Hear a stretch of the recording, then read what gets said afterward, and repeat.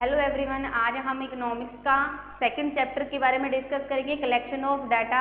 ठीक है, हमने फर्स्टली डिस्कस किया था कि डाटा क्या होता है, what is data, types of data, ठीक है, and how do we collect data, and data को हम कलेक्ट कैसे करते हैं, उसकी टाइप्स क्या हैं, primary data and secondary data.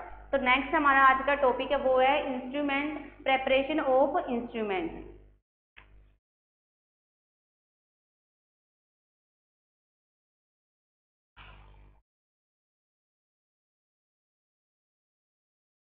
Preparation of instrument.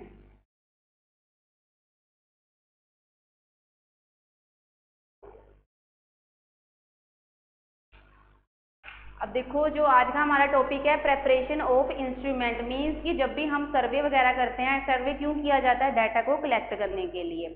ठीक है, तो सर्वे करते हैं तो उसमें जब लोगों के घर पे जाके हम डाटा के बारे में पूछते हैं, किसी भी इकोनॉमिक प्रॉब्लम के ऊपर, ठीक है, या पॉपुलेशन के ऊपर हम डाटा कलेक्ट कर रहे हैं, इकोनॉमिक प्रॉब्लम, प्राइस राइज हो रहे हैं, या फिर जो पॉपुलेशन है या अनएम्प्लॉयमेंट है, पॉवर्टी इंक्रीज हो रही है, तो उस पर अगर हम डाटा कलेक्ट करने जाते हैं तो वो सर्वे करते हैं इन्वेस्टिगेटर्स जाकर, अलग अलग एरियाज में जाके वो सर्वे करते हैं। तो सर्वे करने के लिए जब हम किसी के घर पे जाके डाटा कलेक्ट करना होता है उस फैमिली के बारे में, तब हम उससे कुछ क्वेश्चन पुट करते हैं। ठीक है, तो क्वेश्चन क्या क्या पुट करने चाहिए इन्वेस्टिगेटर को, तो सबसे पहले वो क्या है, एक लिस्ट बना लेते हैं। ठीक है, तो मीन्स की प्रेपरेशन ऑफ इंस्ट्रूमेंट की जब हम डाटा कलेक्ट, लाइक अगर मैं इन्वेस्टिगेटर हूँ, मैंने डाटा कलेक्ट करने जाना है, तो फर्स्टली मैं क्या है, पहले लिस्ट बना लूंगी कि मुझे जिनका मैं डाटा कलेक्ट करने जाऊंगी उनसे मुझे क्या क्या क्वेश्चंस पुट करने हैं। तो जो भी हम लिस्ट वगैरह बनाएंगे उसको क्या कहते हैं, क्वेश्चनेयर। ठीक है, तो प्रेपरेशन ऑफ इंस्ट्रूमेंट क्या यूज करते हैं हम, इंस्ट्रूमेंट क्वेश्चनेयर। क्वेश्चनेयर क्या है, एक ऐसा इंस्ट्रूमेंट है जिसकी हेल्प से हम क्या है कि लोगों के पास जाके क्या है, सर्वे करते हैं, पूछते हैं कि उनके घर में, अगर हमने पॉवर्टी के बारे में पूछना है कि फैमिली में, हर फैमिली में जाना पूछना है कि उनकी इनकम कितनी है, क्योंकि हमने कंट्री में पॉवर्टी के बारे में डिस्कस करने कितनी हमारे कंट्री में पॉवर्टी है। ठीक है, तो फर्स्टली हम क्या करेंगे, इन्वेस्टिगेटर क्या करेगा कि एक क्वेश्चनेयर, एक लिस्ट तैयार कर लेगा कि उसको फैमिलीज में जा जाके किस टाइप के क्वेश्चंस पुट करने हैं। तो ये हमारा क्या है, इंस्ट्रूमेंट होता है, questionnaire and interview schedule,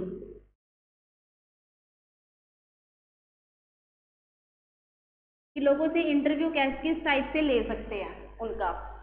okay, तो फर्स्टली हम डिस्कस करेंगे क्वेश्चनेयर की। जब भी हम क्वेश्चनेयर, मतलब कि जब भी हम क्वेश्चंस की लिस्ट तैयार कर रहे होते हैं, तो उस टाइम पे हमें क्या है, कुछ क्वेश्चंस ऐसे हैं जो हमें माइंड में क्या है, ध्यान में रखने पड़ते हैं।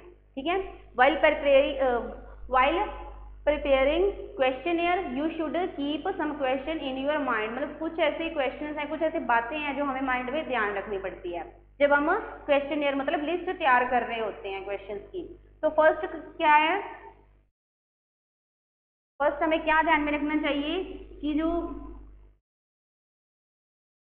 क्वेश्चनेयर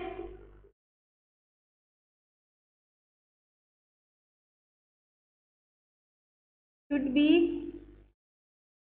स्मॉल, कि जो भी हम क्वेश्चनेयर क्वेश्चंस की जो लिस्ट तैयार कर रहे हैं उसमें जो क्वेश्चन होंगे वो क्या है, स्मॉल होने चाहिए, कम से कम कम क्वेश्चन होने चाहिए। ऐसे नहीं है कि ज्यादा क्वेश्चन हो, कि अगर फैमिली में लोगों की इनकम के बारे में हमें इंफॉर्मेशन कलेक्ट करनी है तो उससे रिलेटेड हमारे क्या है, ओनली 5-7 क्वेश्चन ही होने चाहिए। ऐसे नहीं कि 15-20 क्वेश्चन की हमने लिस्ट तैयार कर ली और फिर हमसे वो क्वेश्चन हम उनसे पुट करेंगे। इससे क्या है, एक तो हमारा टाइम हमें ज़्यादा स्पेंड करना पड़ेगा, ठीक है, टाइम वेस्ट होगा, और साथ में ही क्या है कि जो पर्सन जिससे हम इंटरव्यू ले रहे हैं, ठीक है, वो हमें अच्छे से रिस्पॉन्स नहीं दे पाएगा। तो इसीलिए वो पहले ही इस चीज़ को लेकर नर्वस हो जाएगा कि पता नहीं इन्होंने कितने सारे क्वेश्चन दे दिए और हमें इसके आंसर उनको देने हैं। तो जो क्वेश्चन एरिया, जो भी आप लिस्ट तैयार करोगे क्वेश्चन की, उसका साइज क्या है, स्मॉल होना चाहिए, मीन्स मिनिमम उसमें क्वेश्चन होने चाहिए। ठीक है, फर्स्ट एंड सेकेंड क्या है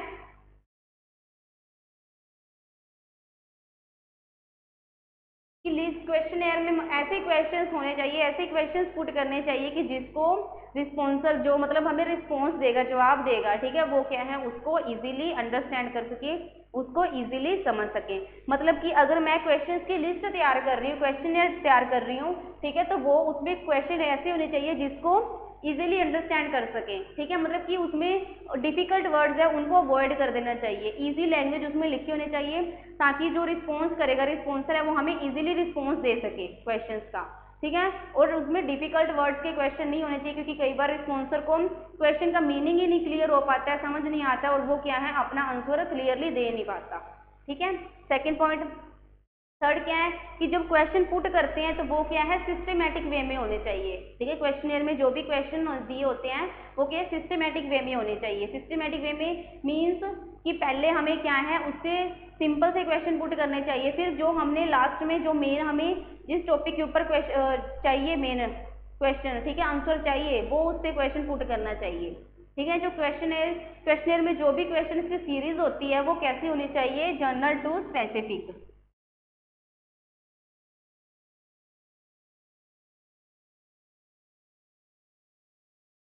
क्वेश्चनर में जो भी हम सीरीज यूज करेंगे तो वो कैसी होनी चाहिए, general to specific. General to specific means कि कॉमन से एक स्पेसिफिक रीजन की तरफ जाना, मीन्स कि अगर हम किसी भी पर्सन के घर पे जाते हैं, ठीक है, उसकी इनकम के बारे में पूछते हैं, तो सबसे पहले हम क्या करेंगे, सब सीधा हमने उसे क्या है, उसकी इनकम के बारे में जाके नहीं पूछना, पहले हम क्या करेंगे कि जनरली क्वेश्चंस पुट करेंगे। जनरली मीन्स कि उनकी फैमिली में कितने टोटल मेंबर्स हैं, ठीक है, उन सब के बारे में पूछेंगे, ठीक है। फिर उनके नेम वगैरह पूछेंगे, ठीक है, आपकी फैमिली में कौन कौन से मेंबर्स हैं जो इनकम अर्न करते हैं, पैसा कमाते हैं, एक्टिविटीज, इकोनॉमिक्स एक्टिविटीज में लगे हुए हैं, ठीक है, उसके नेम वगैरह लिखेंगे, उनकी ईयर लिखेंगे, ठीक है, और उसके बाद पूछेंगे कि वो क्या क्या काम करते हैं, उनका प्रोफेशन क्या है। उसके बाद हम लास्ट में स्पेसिफिक रीजन पे जाएंगे। स्पेसिफिक मीन्स कि जिसके ऊपर हमने मेनली डाटा कलेक्ट करना है, इनकम के ऊपर, फिर हम लास्ट में मेन पूछेंगे कि उनकी इनकम क्या है, ठीक है। फर्स्टली अगर हम कोई भी इंफॉर्मेशन लेने जा रहे हैं तो सीधा हम डायरेक्टली रिस्पॉन्सर से ये नहीं पूछेंगे कि आपकी इनकम कितनी है, पहले हम उनके टोटल मेंबर्स के बारे में पूछेंगे कि, ठीक है, उसके बाद हम पूछेंगे कि उनके टोटल मेंबर्स कितने हैं, फिर हम पूछेंगे कि वो क्या क्या आपकी फैमिली में कौन कौन से पर्सन है जो इनकम को अर्न करने हैं, पैसा कमा रहे हैं, क्या क्या एक्टिविटीज, उनका प्रोफेशन क्या है, कौन कौन सी एक्टिविटीज वो कर रही हैं, एंड लास्ट में फिर हम क्या है, उनकी इनकम के बारे में उनसे पूछेंगे, क्वेश्चन पुट करेंगे। तो मतलब कि क्वेश्चन सीरीज क्या है, जनरल टू स्पेसिफिक होनी चाहिए, पहले जनरली क्वेश्चन पुट करने चाहिए, उसके बाद स्पेसिफिक जो हमें मेन चाहिए टॉपिक, ठीक है, वो हमें उनसे पुट करना चाहिए। क्लियर है। तो जब भी हम क्वेश्चनर ये तैयार कर रहे होते हैं, प्रिपेयर कर रहे होते हैं, तो हमें ये कुछ ऐसे क्वेश्चंस हैं या कुछ ऐसी बातें हैं जो अपने माइंड में ध्यान रखनी चाहिए। अब देखो हमने क्वेश्चनर जो भी तैयार करते हैं, ठीक है, list questions, list of questions, questionnaire क्या होती है, लिस्ट ऑफ क्वेश्चंस, क्वेश्चन की जो लिस्ट हम तैयार कर रहे हैं, ठीक है। तो क्वेश्चनर में मेनली कंसिस्ट होते हैं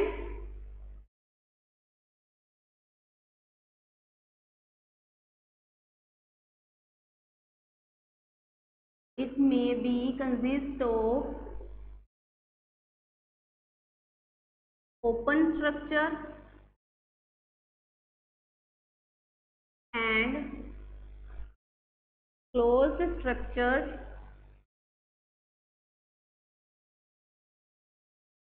क्वेश्चंस। देखो क्वेश्चनर हमने तैयार कर ली, ठीक है, कि कौन कौन से क्वेश्चंस लोगों से पूछने चाहिए, ठीक है, क्वेश्चनर तैयार करने से पहले हमने ये ध्यान में रखा। फिर उसके बाद देखो क्या नेक्स्ट है आपका कि जो क्वेश्चनर होती है, ठीक है, जो हम भी लिस्ट तैयार करते हैं क्वेश्चंस की, उसमें मेनली क्या क्या कंसिस्ट होते हैं, ओपन स्ट्रक्चर क्वेश्चंस होते हैं एंड क्लोज्ड स्ट्रक्चर क्वेश्चंस होते हैं, ठीक है। तो what is open structure question and what is closed structure question, ठीक है। कि देखो फर्स्टली हम देखते हैं open structure question.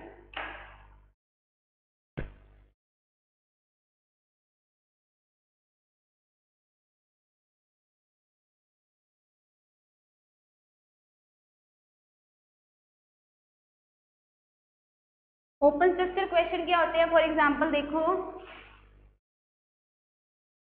What you want to do after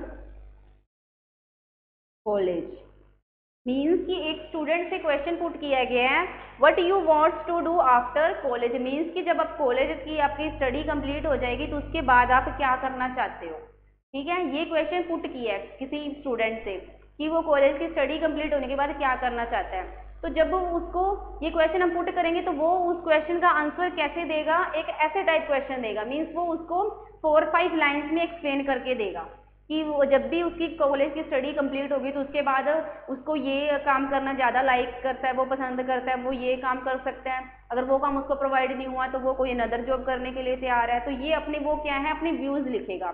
तो जो भी कॉलेज के बाद जॉब करना चाहता है उससे रिलेटेड जो भी व्यूज़ लिखेगा वो 1 व्यूज देगा। वो 1 वर्ड का तो होगा नहीं, या 1 लाइन का तो होगा नहीं, तो वो क्या है, उस अपनी जो क्वेश्चन का आंसर कैसे देगा स्टूडेंट, 4-5 लाइन्स में एक्सप्लेन करके देगा।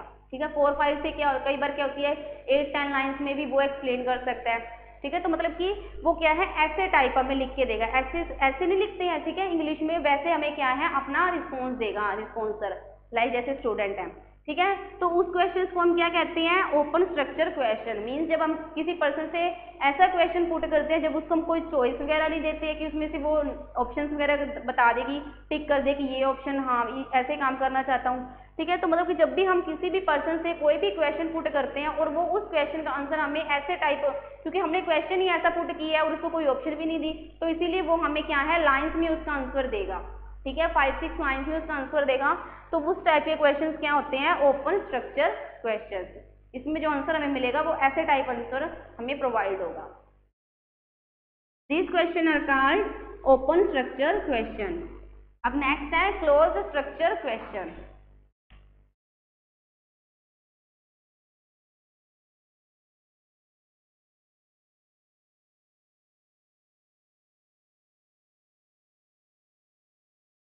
क्लोज स्ट्रक्चर क्वेश्चन में क्या होता है, what is close structure question.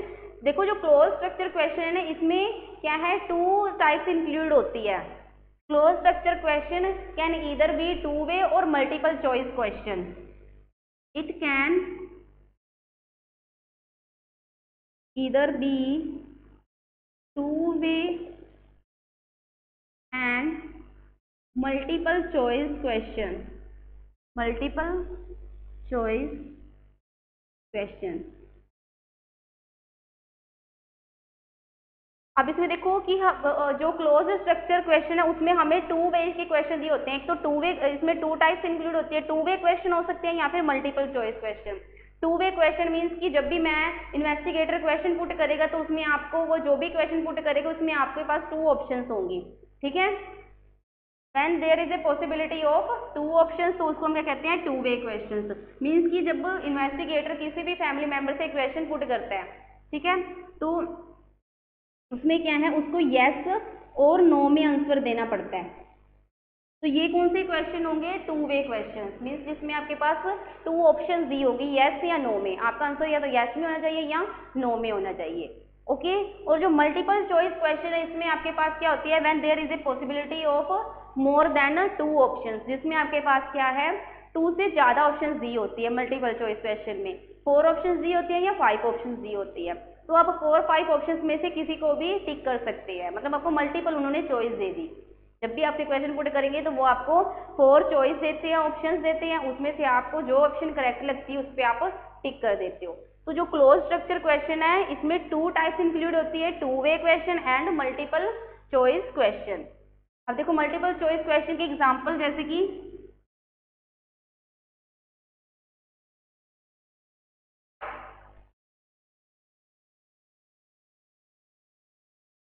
Y you want to sell your land. अब देखो इन्वेस्टिगेशन ने किसी पर्सन से पूछा है कि आप अपनी लैंड को, इन्वेस्टिगेटर की बात नहीं करते, हम सिंपली बात करते हैं, मल्टीपल चॉइस क्वेश्चन की एग्जांपल लेनी है। Why you want to sell your land, कि आप अपनी लैंड को सेल क्यों करना चाहते हो, बेचना क्यों चाहते हो। ठीक है, तो उसने 4 उसको ऑप्शन दिए हैं, to pay his debts, second to finance children's education,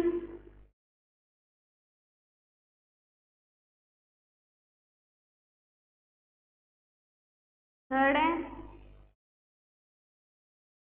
to invest in property,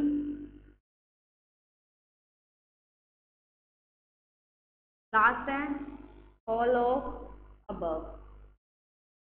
अब देखो मल्टीपल चॉइस क्वेश्चन के एग्जांपल क्या है कि वाई आपको क्वेश्चन पुट किया गया है, why you want to sell your land, कि आप अपनी लैंड को सेल क्यों करना चाहते हो। फर्स्ट ऑप्शन है टू पे हिज डेट्स, तो मतलब कि जो भी आपकी कर्जे वगैरह देने हैं, ठीक है, डेट्स उन सबको पे करने के लिए आप अपनी लैंड को सेल कर रहे हो।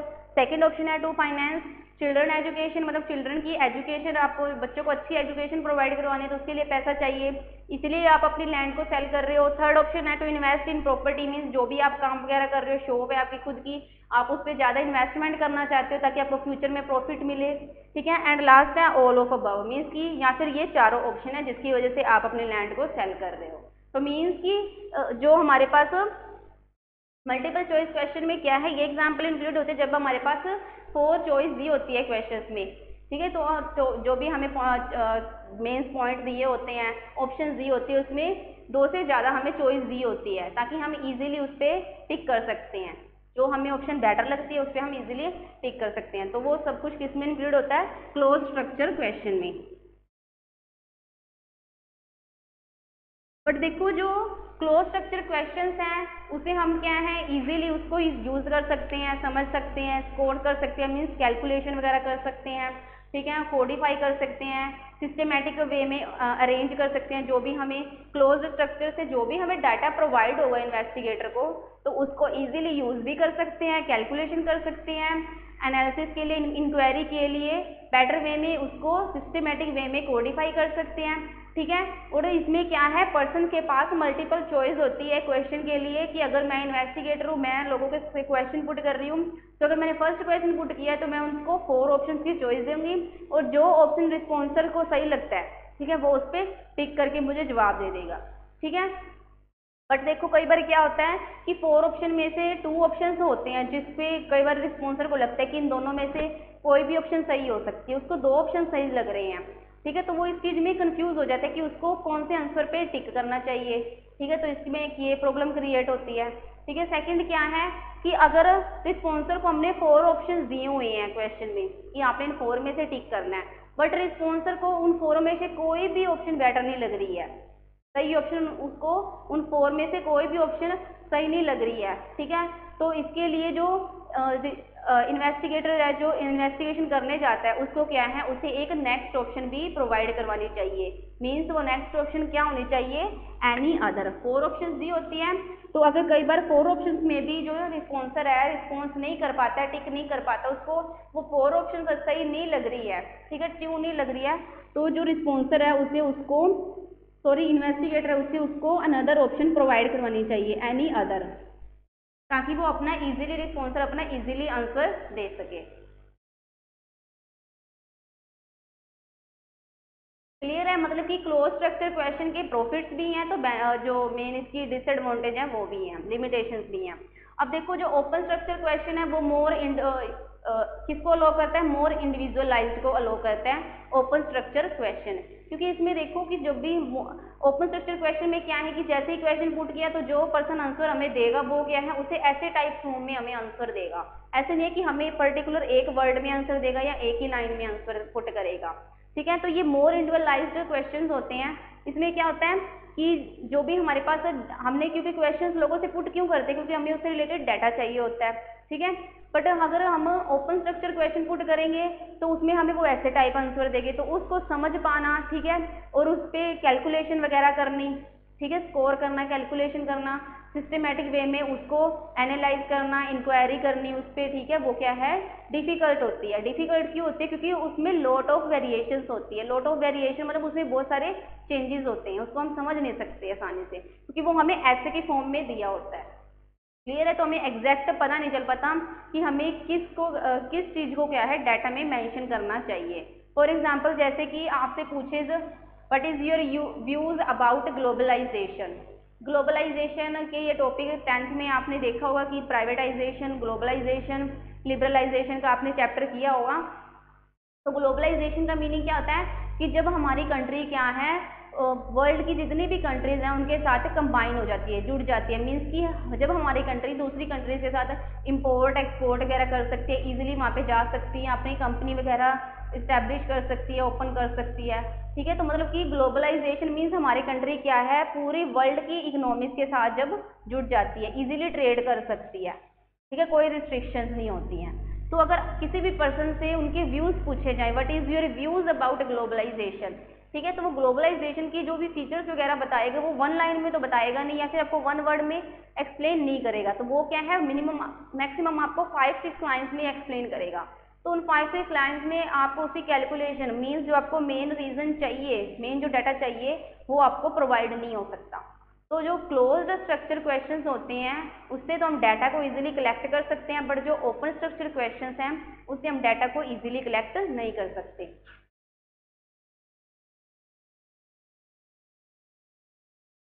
नेक्स्ट है mode of data collection.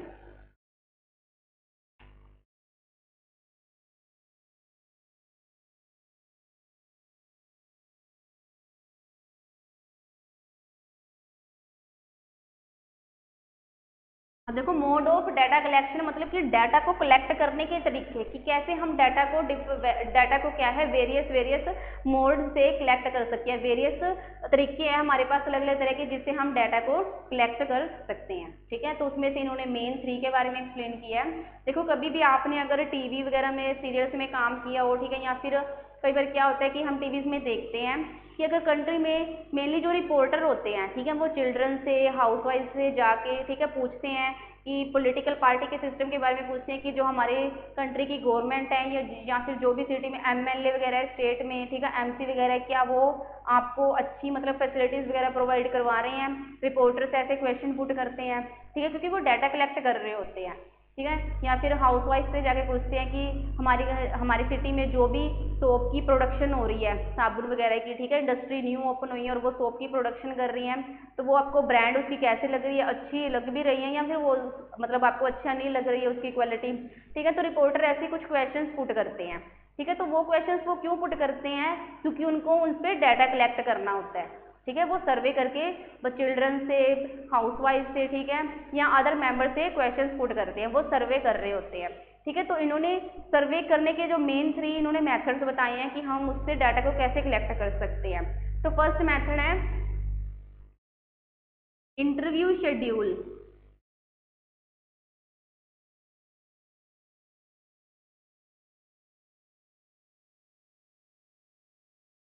Interview schedule, mailing questionnaire,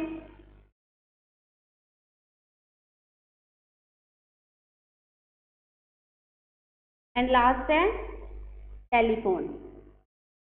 अब देखो, फर्स्टली जब हमने डाटा कलेक्ट करना है तो उसकी 3 टाइप्स के इन्होंने मोड्स बताए हैं। ठीक है, 3 टाइप्स बताई हैं। इंटरव्यू शेड्यूल में क्या होता है कि जब इन्वेस्टिगेटर खुद क्या है लोगों के घर पे असेस करता है, असेस करना वहाँ पे पहुँचता है, पहुँचकर खुद पहुँच जाता है, ठीक है, लोगों के घर पे, और उससे जो भी उसने इन्वेस्टिगेटर ने जो भी क्वेश्चन पुट करने हैं वो क्या है उनसे क्वेश्चन पूछता है। पहले हम इंटरव्यू शेड्यूल के बारे में डिस्कस करते हैं।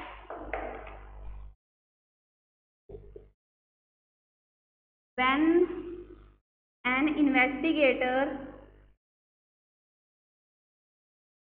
assess to the family member, ठीक है, इंटरव्यू शेड्यूल में क्या होता है कि जब भी इन्वेस्टिगेटर जो भी डाटा कलेक्ट करना होता है तो उसको कौन कलेक्ट करता है, इन्वेस्टिगेटर। तो जो इन्वेस्टिगेटर खुद जाता है डाटा कलेक्ट करने के लिए, ठीक है, और मेंबर्स के पास जाके असेस करता है, वहाँ पे पहुँचता है, ठीक है, वहाँ पे खुद पर्सनली उनसे जाके क्वेश्चन पूछता है। ठीक है, तो उसको हम क्या कहते हैं, इंटरव्यू शेड्यूल। इंटरव्यू शेड्यूल में इन्वेस्टिगेटर खुद लोगों के पास डाटा पूछने के लिए जाता है, ठीक है, और फिर वो डाटा को अपनी जो भी उसने क्वेश्चन वगैरह लिखे होते हैं उसमें उसको पुट करता है। तो फॉर एग्जाम्पल देखो, इन्वेस्टिगेटर है वो किसी भी फैमिली में जाता है, ठीक है, और उसमें वो किस टॉपिक के ऊपर डाटा कलेक्ट कर रहा है, एम्प्लॉयमेंट के ऊपर। वो चेक कर रहा है कि कितने लोगों के घर पे जाएगा और पूछेगा कि आपकी फैमिली कौन कौन से पर्सन हैं जो काम करते हैं और किन लोगों के पास काम नहीं है, किस पर्सन के पास काम नहीं है। ठीक है, तो वो खुद जाके क्वेश्चन पुट करेगा। तो मतलब कि जो इन्वेस्टिगेटर है और जो रिस्पॉन्स करना है पर्सन है जिसने जवाब देना, उन दोनों के बीच फेस टू फेस कॉन्टैक्ट होता है। ठीक है, फेस टू फेस वो बात करते हैं। जो इन्वेस्टिगेटर है वो उनसे क्वेश्चन पुट करता है और जो रिस्पॉन्सर है वो क्या है, क्वेश्चंस के रिस्पॉन्स करता है, मतलब फेस टू फेस उनके बीच कॉन्टैक्ट होता है। ठीक है, तो इसके बेनिफिट क्या होंगे कि फेस टू फेस कॉन्टैक्ट होने से एक तो जो मिसअंडरस्टैंडिंग है वो नहीं क्रिएट होएगी, मतलब कोई क्वेश्चन उनको समझ में नहीं आ रहा, ठीक है, कोई भी गलत फहमी है वो कोई क्रिएट नहीं हो पाएगी। और मिस इंटरप्रिटेशन, मतलब कि कोई भी क्वेश्चन अगर उनको समझ में नहीं आ रहा तो जो इन्वेस्टिगेटर है वो उस क्वेश्चन को जो रिस्पॉन्सर है उसको क्लियरली समझा देगा कि इस क्वेश्चन में आपसे क्या पुट किया गया है। ठीक है, तो जब वो पर्सनली इन्वेस्टिगेटर जाके क्वेश्चन पुट करता है तो ये इसके बेनिफिट क्या होते हैं कि एक तो क्या है, कोई मिसअंडरस्टैंडिंग, कोई गलतफहमी की सिचुएशन नहीं क्रिएट होती। ठीक है, दूसरा क्या होता है कि जो पर्सन है, इन्वेस्टिगेटर है, मिस इंटरप्रिटेशन की सिचुएशन क्रिएट नहीं होने देता। क्यों? क्योंकि कई बार क्या होते हैं कि अगर जिससे हमने क्वेश्चन पूछनी है रिस्पॉन्सर से, अगर हम उसको लिस्ट दे देते हैं तो वो कई बार उसको क्वेश्चन समझ में नहीं आता, तो जो इन्वेस्टिगेटर उसके साथ फेस टू फेस बैठा होता है, ठीक है, तो वो उसको क्वेश्चन इजीली समझा सकता है। ठीक है, इस क्वेश्चन में उनसे क्या पुट किया गया है। ओके, ये क्या है, इसके बेनिफिट होते हैं। बट बेनिफिट के अलावा इसके कुछ डिसएडवांटेजेस भी हैं, लिमिटेशंस भी हैं। वो क्या है कि टाइम बहुत ज़्यादा स्पेंड करना पड़ता है, कॉस्ट भी बहुत हाई लगती है, क्योंकि इन्वेस्टिगेटर को पर्सनली खुद लोगों के पास जाके क्वेश्चन पुट करने पड़ते हैं, तो एक तो उसका टाइम बहुत उसको यूज़ करना पड़ता है, कॉस्ट भी बहुत यूज़ होती है, ठीक है, मनी भी उसकी बहुत स्पेंड होती है। और साथ में ही क्या है कि जो पर्सन है, कई बार ऐसे क्वेश्चन इन्वेस्टिगेटर पुट करता है कि जिसका जो रिस्पॉन्सर है वो पर्सनली उसको जवाब नहीं देना चाहता, फेस टू फेस बैठ के उसके सामने वो उसके आंसर नहीं दे सकता। तो ये क्या है, इसके डिसएडवांटेजेस हैं, लिमिटेशंस हैं। कोई भी आप टॉपिक करते हो तो उसकी कुछ प्रॉफिट्स भी होते हैं और कुछ उसकी लिमिटेशंस भी होती हैं। तो इंटरव्यू शेड्यूल में एक हमने प्रॉफिट की तरफ देखे तो उसको इजीली सब कुछ समझ आ जाता है, इजीली आंसर दे सकता है। बट कई बार क्या है, कुछ क्वेश्चन ऐसे होते हैं जिसके आंसर रिस्पॉन्सर क्या है, इन्वेस्टिगेटर के सामने नहीं दे सकता। ठीक है, और टाइम एंड कॉस्ट है वो भी बहुत ज़्यादा उनको वेस्ट करनी पड़ती है, बहुत ज़्यादा स्पेंड करनी पड़ती है। नेक्स्ट मोड क्या है डाटा कलेक्ट करने का, मेलिंग। अब देखो मेलिंग क्या है, मेल कर देते हैं। कई बार इन्वेस्टिगेटर ने जो भी टॉपिक के ऊपर डाटा कलेक्ट करना होता है, एम्प्लॉयमेंट की एग्जांपल हम लेके चल रहे हैं, पॉवर्टी के ऊपर डाटा कलेक्ट करना है, पॉपुलेशन के ऊपर डाटा कलेक्ट करना है, तो कई बार इन्वेस्टिगेटर क्या करते हैं कि जिन पर्सन के उसे डाटा चाहिए तो वो क्या करते हैं, उसको मेल कर देते हैं। जैसे इन्वेस्टिगेटर ने क्वेश्चनियर लिस्ट तैयार कर ली क्वेश्चन की, और उस क्वेश्चन की लिस्ट को वो क्या करेंगे, जिन लोगों को उसको डाटा चाहिए उस लोगों के पास वो मेल कर देंगे। ठीक है, और उस लिस्ट पे वो लिख भी देते हैं कि जितने भी क्वेश्चंस लिस्ट में पूछे गए हैं उन सभी के आंसर आपने क्लियरली डिफाइन करने हैं, और साथ में जो आपको टाइम ऊपर मेंशन किया हुआ है कि इतने टाइम में, 1 वीक में, 5 डेज में, ठीक है, 10 डेज में आपने हमें ये लिस्ट वापस रिटर्न करनी है, तो उस टाइम के अंदर अंदर आपने जो भी आंसर देने हैं वो क्लियरली देने हैं। ठीक है, तो वो सारा कुछ इन्वेस्टिगेटर क्या है, लिस्ट पे मेंशन कर देता है कि कब तक उनके आंसर देने हैं और आंसर कैसे देने हैं। तो मतलब कि जब भी इन्वेस्टिगेटर जिन पर्सन से उसको डाटा चाहिए वो उनको मेल करके वो प्रोवाइड करवाते हैं, तो उसको हम मेलिंग क्वेश्चनियर कहते हैं। ठीक है, अब देखो मेलिंग क्वेश्चनियर का बेनिफिट क्या होता है कि इससे क्या है, जो रिमोट एरियाज में लोग रहते हैं ना उनको भी मेल इजीली प्रोवाइड हो जाती है। ठीक है, और वो भी क्या है, अपना उनको उनका जो इन्वेस्टिगेटर को उनका जो डाटा चाहिए होता है वो भी इजीली मिल जाता है। ठीक है, वो कैसे होता है कि देखो रिमोट एरियाज क्या कौन से होते हैं, रिमोट एरियाज जहाँ पे वो सुनसान सी जगह होती है, मतलब कोई रहता नहीं होता है। रिमोट एरियाज में मेनली क्या होता है, जो सिटीज से, विलेज से बहुत दूर होते हैं। ठीक है, जहाँ पे लोगों ने अपने छोटे छोटे कॉटेज वगैरह, घर वगैरह बनाए होते हैं रिमोट एरियाज में। ठीक है, तो वो वहाँ पे मेनली पुअर कैटेगरी के लोग ज़्यादा रहते हैं, पुअर होते हैं लोग। तो रिमोट एरियाज कौन से एरियाज होते हैं, जो शहरों से, विलेजेस से बहुत दूर होते हैं। ठीक है, तो अगर हम इंटरव्यू पर्सनली उनके पास जाके करना हो, ठीक है, पर्सनली उनके पास जाकर उनसे रिस्पॉन्सर से क्वेश्चन पुट करने हो रिमोट एरियाज में, तो इन्वेस्टिगेटर को वहाँ वहाँ नहीं जा सकता वो इन्वेस्टिगेटर। ठीक है, क्योंकि वो शहरों से ही हैं, गाँव से बहुत दूर होते हैं। तो अगर उनको, तो बेस्ट ऑप्शन क्या है कि मेलिंग। जब इन्वेस्टिगेटर इनको मेल कर देता है तो जो रिमोट एरिया में जो भी पर्सन रह रहे होते हैं वो इजीली रिस्पॉन्स दे सकते हैं क्वेश्चंस का, उनको बेनिफिट होता है। बट अब देखो कि इसकी डिसएडवांटेज क्या है कि मेलिंग में तो हमने मेंशन कर दिया, इसके डिसएडवांटेज क्या है कि जिस पर्सन का हमें रिस्पॉन्स चाहिए, जो रिस्पॉन्सर हमें रिस्पॉन्स करेगा, ठीक है, कई बार क्या होता है कि उसको क्वेश्चन समझ में नहीं आता है, ठीक है, अच्छे से एक्सप्लेन नहीं किया होता है या फिर डिफिकल्ट वर्ड्स में लिखा होता है क्वेश्चन, तो कई बार क्या है पर्सन को क्वेश्चन समझ में नहीं आता है, तो इसलिए वो उन क्वेश्चन के आंसर फील नहीं करता है, ठीक है।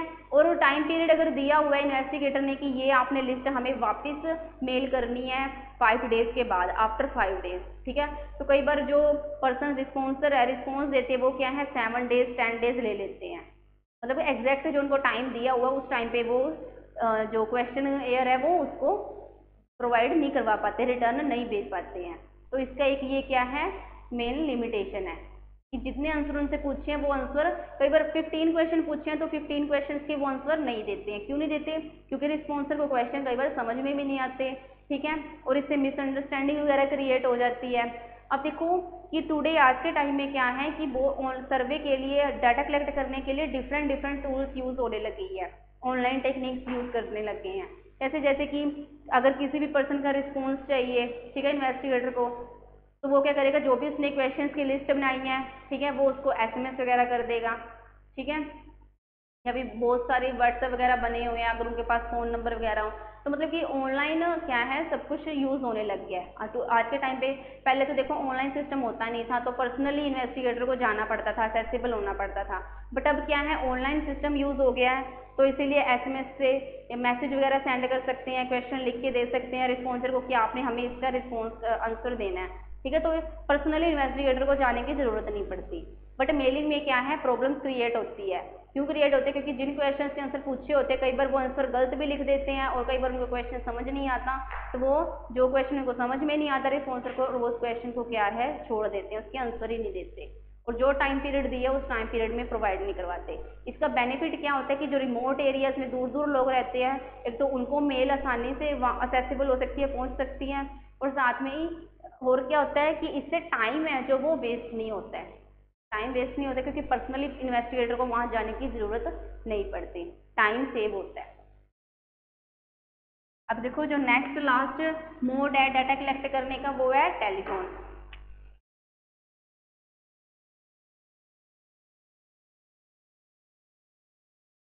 When an investigator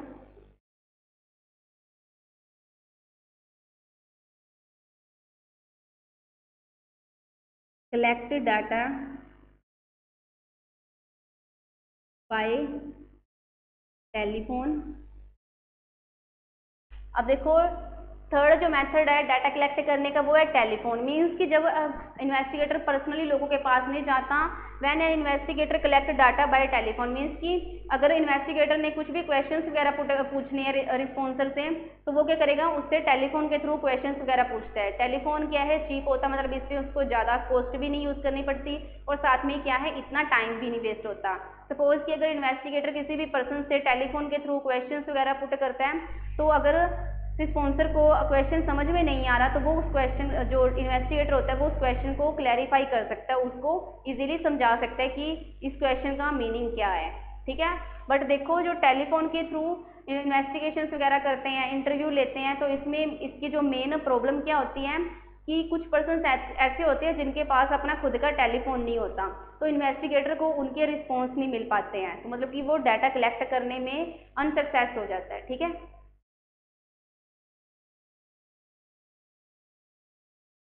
but telephone से क्या है कि जो टाइम है उसका सेव हो जाता है, ठीक है, उसको ज़्यादा कॉस्ट भी यूज़ नहीं करनी पड़ती और अगर पर्सन को क्वेश्चन समझ नहीं आ रहा तो वो उसको इजीली समझा भी सकता है।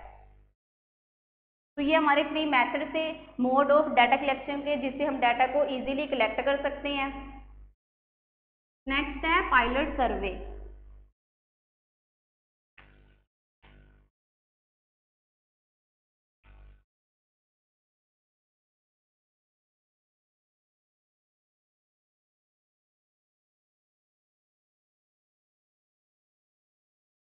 अब देखो पायलट सर्वे क्या होता है, व्हाट इज पायलट सर्वे, कि जब भी कोई भी इन्वेस्टिगेटर है लिस्ट वगैरह तैयार करता है, ठीक है, क्वेश्चंस की लिस्ट तैयार करता है, क्वेश्चन प्रिपेयर करता है वो, तो उससे पहले क्या है कि जो भी उसने क्वेश्चंस की लिस्ट तैयार करी है तो वो उस लिस्ट को क्या है पहले ट्राई आउट करते हैं, कुछ पर्सन पे स्मॉल ग्रुप पे क्या है उसको ट्राई आउट करते हैं। उस स्मॉल ग्रुप पे उसको ट्राई आउट क्यों करते हैं, ताकि उसको क्या है इजीली पता चल जाए कि जो भी उन्होंने क्वेश्चनियर तैयार की है कि उसकी में कोई प्रॉब्लम्स वगैरह तो नहीं है।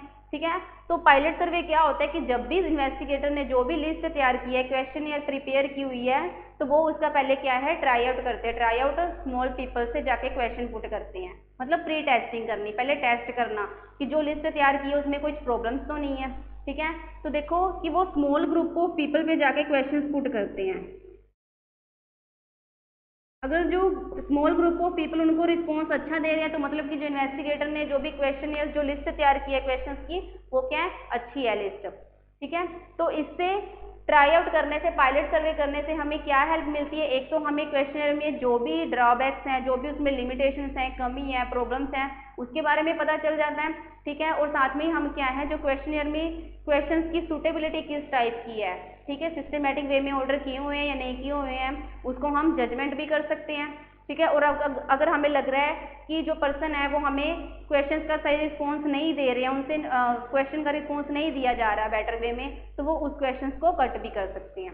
तो पायलट सर्वे में हम मेनली क्या देखते हैं कि जो भी क्वेश्चनियर इन्वेस्टिगेटर ने तैयार की है उसको वो स्मॉल ग्रुप ऑफ पीपल पे प्री टेस्ट करके देखते हैं। क्लियर है? तो ये होता है पायलट सर्वे। आज का टॉपिक है वो हमारा यहीं पे फिनिश होता है। थैंक्स।